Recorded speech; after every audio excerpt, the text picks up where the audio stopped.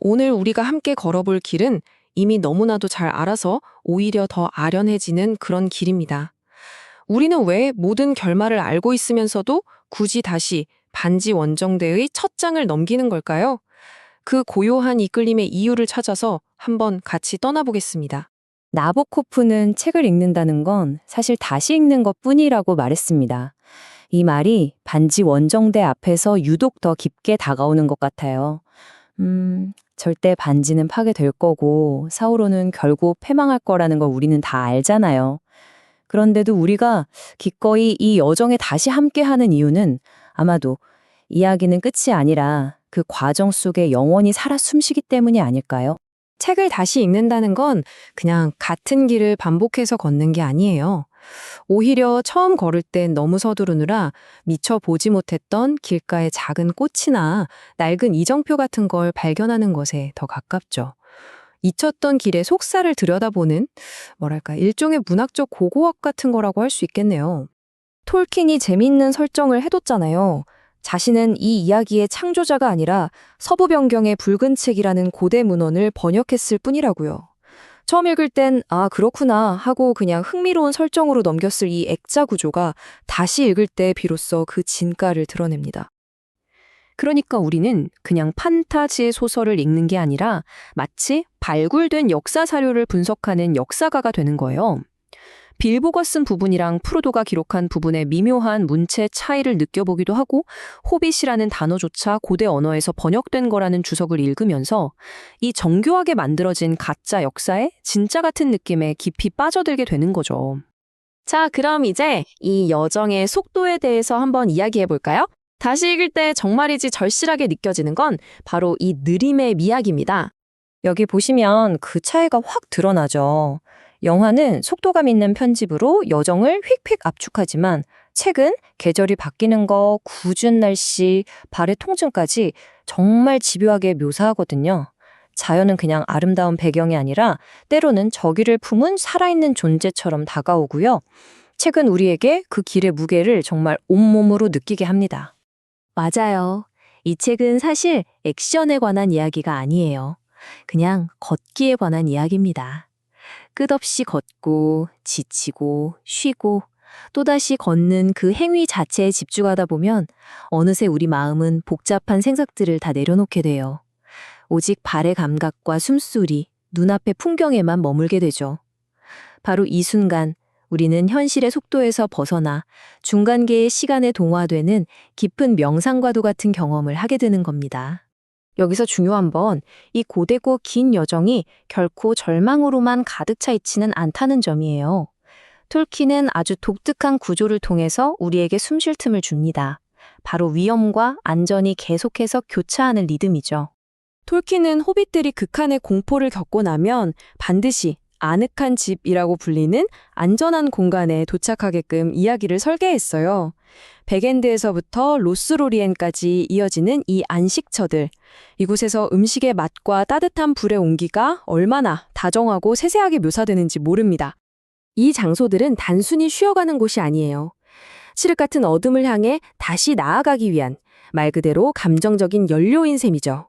숨막히는 나주굴의 추격, 깊고 어두운 모리아의 공포, 처음 읽을 땐 그저 두렵기만 했던 그 순간들을 다시 읽는 우리는 견뎌낼 수 있습니다.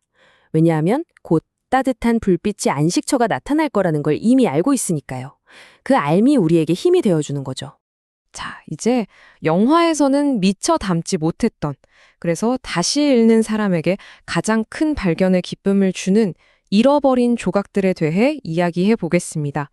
그 가장 큰 발견은 아마도 톰 봄바딜이라는 이름의 정말 수수께끼 같은 존재일 겁니다. 영화에서는 그의 존재가 완전히 삭제되었죠. 바로 이 지점에서 우리는 권력에 대한 전혀 다른 관점과 마주하게 돼요. 간달프나 갈라드리엘처럼 반지의 정면으로 맞서 싸우는 힘이 있다면 톰 봄바딜은 아예 그 힘의 체계 바깥에 서 있는 겁니다. 절대 반지의 유혹 자체가 그에게는 아무런 의미가 없는 거죠. 초월적인 무관심이라고 할까요? 중간계에서 가장 강력한 물체인 절대 반지를 그는 그저 보잘것없는 물건이라고 취급합니다. 봄바딜의 존재는요, 이 이야기의 근간을 이루는 권력이라는 개념 자체에 아주 근본적인 질문을 던지게 만들어요. 본받을 뿐만이 아니에요. 호빗들을 위협하는 묵은 숲, 영적인 공포를 선사하는 고분 구릉, 그리고 요정들의 슬픈 쇠락을 처음 암시하는 길도로와의 만남. 이 모든 삭제된 조각들은 그냥 곁가지 이야기가 아닙니다. 이야기 전체를 관통하는 핵심 주제와 중요한 복선을 품고 있죠. 바로 이 지점에서 우리는 다시 읽기를 통해 이 이야기의 가장 깊은 곳에 짜여 있는 어떤 심오한 슬픔과 마주하게 됩니다. 그것은 고결하게 쓰러져가는 세계의 아름다움이라고 할 수 있을 것 같아요. 책 속의 인물들은 우리가 영화나 기억으로만 알고 있던 것보다 훨씬 더 깊고 슬프고 지혜롭습니다. 프로도는 그냥 순진한 청년이 아니라 50세의 지적인 호빗이고요. 아라곤은 마지못해 왕이 되는 영웅이 아니라 처음부터 자신의 운명을 알고 준비해온 왕입니다. 이 깊이가 이야기의 비극적인 무게를 더하죠. 갈라드리엘은 자신들의 싸움을 기나긴 패배를 통한 승리라고 말합니다. 이게 무슨 의미일까요? 중간계를 구원하기 위해서는 역설적이게도 요정들 자신들의 세계가 사라져야만 한다는 뜻입니다. 그들의 승리는 곧 그들 세계의 종말인 셈이죠. 네, 원정대의 성공은 곧 마법의 시대가 끝나는 것을 의미합니다. 단순하고 행복한 결말은 사실 어디에도 없어요. 덜 경이로운 세계로 넘어가는 달콤하고도 씁쓸한 전환만 있을 뿐입니다. 이것이 바로 이 이야기의 아름다운 우울함의 핵심이죠. 그리고 이 모든 거대한 운명은 아주 작은 씨앗에서 시작됩니다. 간달프가 말하잖아요. 빌보가 골룸을 죽이지 않은 건 연민 때문이었다고요. 그리고 바로 그 연민이 수많은 이들의 운명을 결정했다고 말입니다. 다시 읽는 우리는 이 작은 연민이 결국 어떻게 세상을 구원하는지 이미 알고 있습니다. 세상은 거대한 힘이 아니라 아주 작은 동정심에 의해 구원받는다는 것.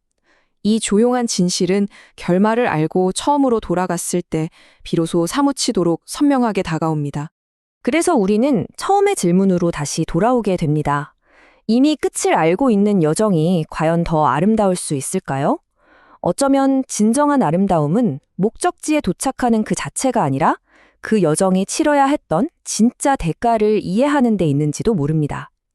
그리고 그 대가는 그 길을 두 번째 걸을 때에야 비로소 온전히 깨닫게 되는 것이겠죠.